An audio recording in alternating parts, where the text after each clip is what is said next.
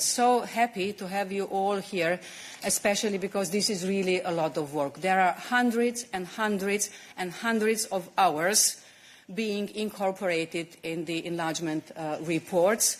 This is a very serious job because not just us, all of you and many others will have a look through the whole year what is inside these reports. Those reports are, of course, evaluation of how our candidate countries are doing. It's more than 100 pages per country. At the same time, I would like to stress that, of course, we go very deep.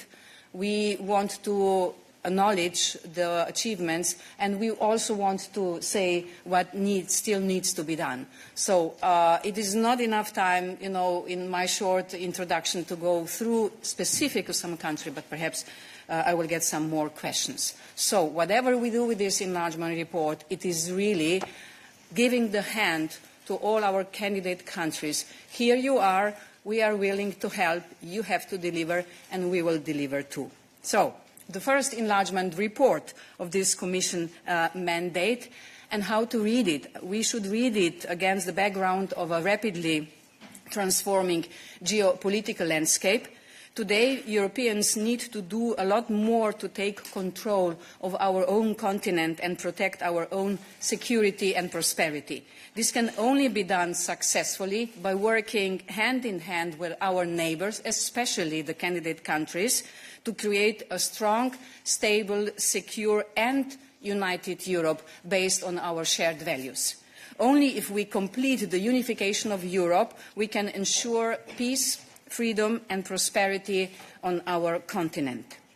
Overall, this year, 2025, was a very good year for the enlargement process.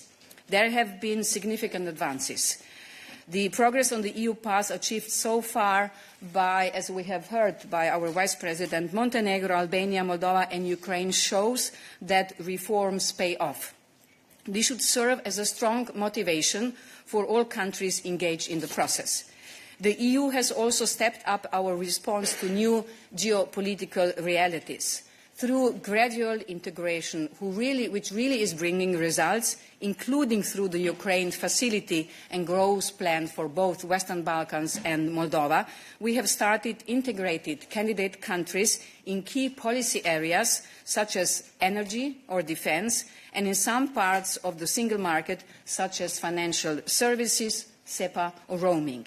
All that provided they meet, of course, the conditions.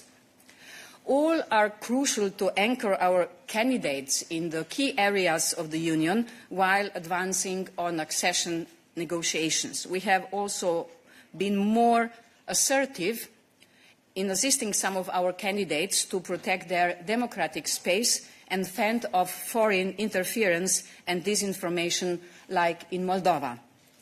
Any future enlargement needs to make our union stronger, and to achieve that we need to progress on two fronts. First, future member states must prepare for the responsibilities of membership, and second, we ourselves, the European Union, we must prepare our union for a larger EU. Given the pace of some candidate countries, a successful enlargement is a realistic possibility. I can't tell you how happy I am to be able to say this. So it is a realistic possibility within the coming years. Our candidates have ambitious goals. Montenegro wants to finish negotiations at the end of 26, Albania at the end of 27, Moldova and Ukraine in 2028. For me personally, ambitions are more important than years, and the Commission is supporting them, those ambitions. For this year, I can say that these four candidates have matched their ambitions with concrete actions. Montenegro is the most advanced in the EU accession process and has made significant progress toward EU accession, producing tangible results on required reforms in the past years, meaning that generally it is the most prepared country for the EU entry.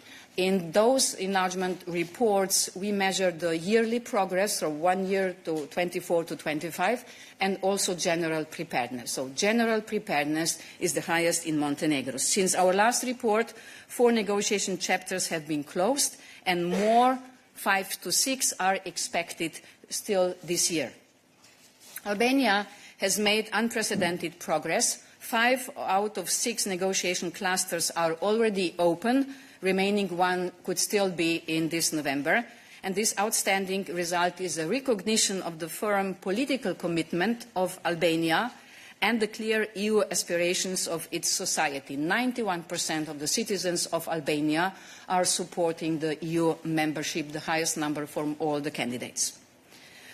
For Moldova and Ukraine, the Commission will continue work to put Council in the position to be able by November open all the clusters. We are trying to find the solution how this could happen, and important is that the reforms will not be stopped. So what can we do that in both countries the reforms which they have started so good will go on? Moldova has progressed on its accession path with accelerated speed and significantly deepened its cooperation with the EU despite the continuous hybrid threats and attempts to destabilize the country on its EU course. Moldova has made the biggest one-year progress from all the candidates.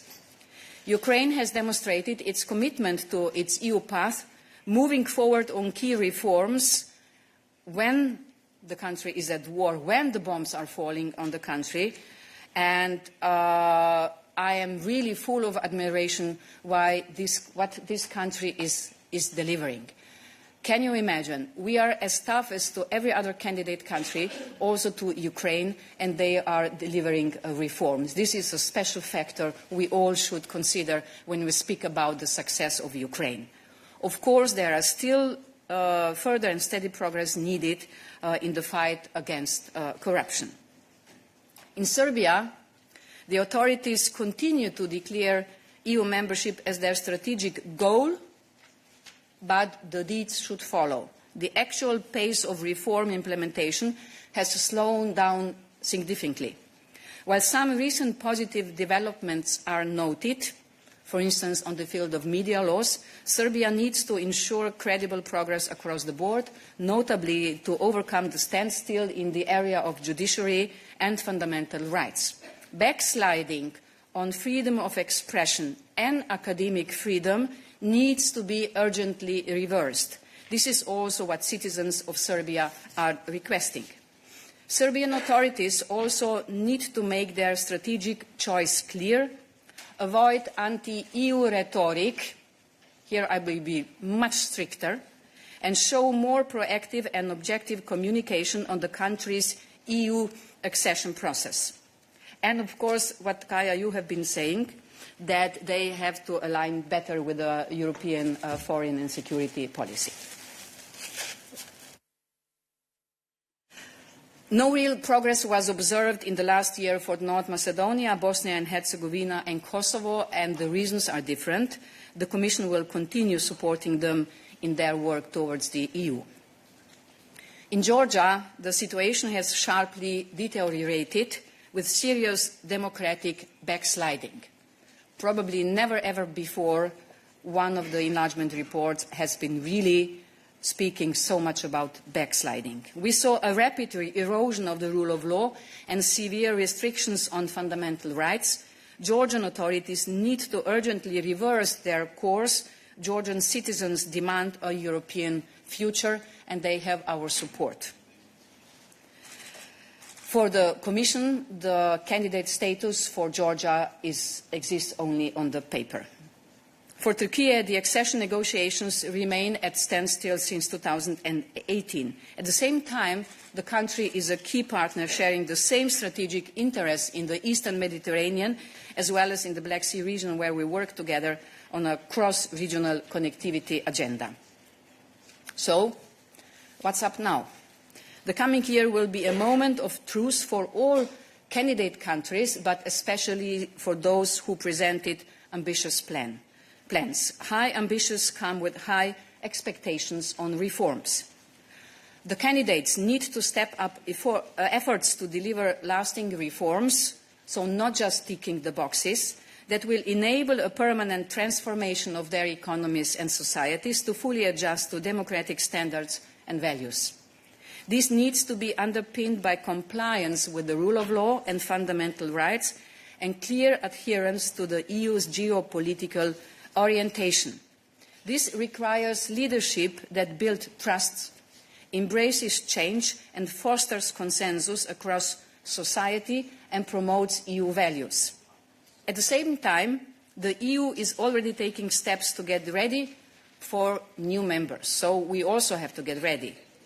The Commission is working on the pre-enlargement policy reviews and reforms which assess the impact of enlargement on key policy areas. Communication efforts in both Member States and enlargement countries, including fighting disinformation and manipulation of information, are being stepped up to discuss the benefits and challenges of enlargement with citizens. We expect that the closer we'll get to the real enlargement, the stronger there will be outside forces who would like us to see us fail.